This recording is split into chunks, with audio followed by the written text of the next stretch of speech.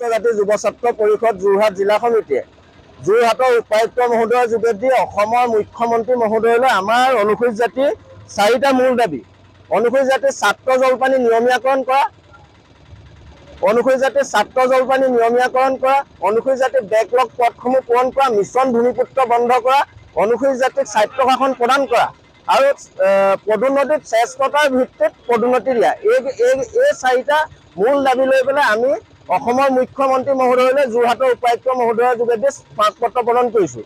ইতিমধ্যে কেন্দ্ৰীয় সমিতিয়েও বাৰম্বাৰ এনেধৰণৰ গণতান্ত্ৰিকভাৱে আন্দোলনৰ কাৰ্যসূচী গ্ৰহণ কৰি আছে আৰু আমাৰ নতুন দিল্লীত আমাৰ অনুসূচিত জাতিৰ ৰাষ্ট্ৰীয় আয়োগকো আমাৰ কেন্দ্ৰীয় সমিতিৰ সজাতি দলে সাক্ষাৎ গ্ৰহণ কৰিছে। তথাপিও আমাৰ দাবীসমূহ চৰকাৰে কোনো ভূক্ষেপ কৰা নাই। গতিকে আমি আজি এই আপোনালোকৰ মাধ্যমৰ থ্ৰুৱেদি আমি চৰকাৰক দাবী জনাব বিচাৰিছোঁ, যদি অতি সোনকালে আমাৰ দাবীসমূহ পূৰণ নহয়, অনাগত দিনত অনুসূচিত জাতি যুৱ ছাত্ৰ পৰিষদে গণতান্ত্ৰিকভাৱে আন্দোলন কাৰ্যসূচী গ্ৰহণ কৰিবলৈ বাধ্য হ'ব। যোৱা 27/4/2023 চনৰ পৰা আজিলৈকে আমি অনুসূচিত জাতিৰ বিভিন্ন সমস্যাৰ কাৰণে আমি গণতান্ত্ৰিকভাৱে বহুতবাৰ আন্দোলন কৰিলোঁ, কিন্তু এতিয়ালৈকে চৰকাৰে আমাৰ দাবীৰ প্ৰতি কোনো ভূক্ষেপ কৰা নাই। সেয়েহে আজি আমাৰ কেইবাটাও দাবীক লৈ আমি আমাৰ দাবীকেইটা আপোনালোকক কৈ দিছোঁ।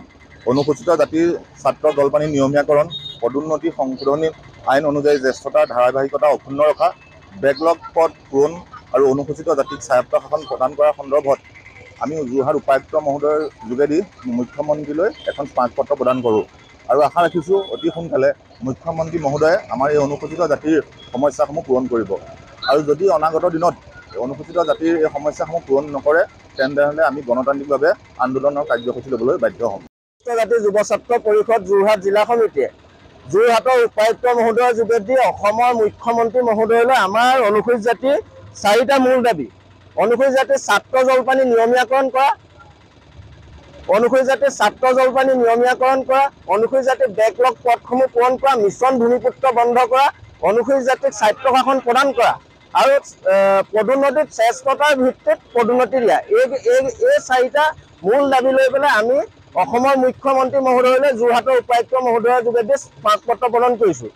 ইতিমধ্যে কেন্দ্ৰীয় সমিতিয়েও বাৰম্বাৰ এনেধৰণৰ গণতান্ত্ৰিকভাৱে আন্দোলনৰ কাৰ্যসূচী গ্ৰহণ কৰি আছে আৰু আমাৰ নতুন দিল্লীত আমাৰ অনুসূচিত জাতিৰ ৰাষ্ট্ৰীয় আয়োগকো আমাৰ কেন্দ্ৰীয় সমিতিৰ সজাতি দলে সাক্ষাৎ গ্ৰহণ কৰিছে। তথাপিও আমাৰ দাবীসমূহ চৰকাৰে কোনো ভূক্ষেপ কৰা নাই। গতিকে আমি আজি এই আপোনালোকৰ মাধ্যমৰ থ্ৰুৱেদি আমি চৰকাৰক দাবী জনাব বিচাৰিছোঁ, যদি অতি সোনকালে আমাৰ দাবীসমূহ পূৰণ নহয়, অনাগত দিনত অনুসূচিত জাতি যুৱ ছাত্ৰ পৰিষদে গণতান্ত্ৰিকভাৱে আন্দোলন কাৰ্যসূচী গ্ৰহণ কৰিবলৈ বাধ্য হ'ব। যোৱা 27/4/2023 চনৰ পৰা আজিলৈকে আমি অনুসূচিত জাতিৰ বিভিন্ন সমস্যাৰ কাৰণে আমি গণতান্ত্ৰিকভাৱে বহুতবাৰ আন্দোলন কৰিলোঁ, কিন্তু এতিয়ালৈকে চৰকাৰে আমাৰ দাবীৰ প্ৰতি কোনো ভূক্ষেপ কৰা নাই। সেয়েহে আজি আমাৰ কেইবাটাও দাবীক লৈ আমি আমাৰ দাবীকেইটা আপোনালোকক কৈ দিছোঁ।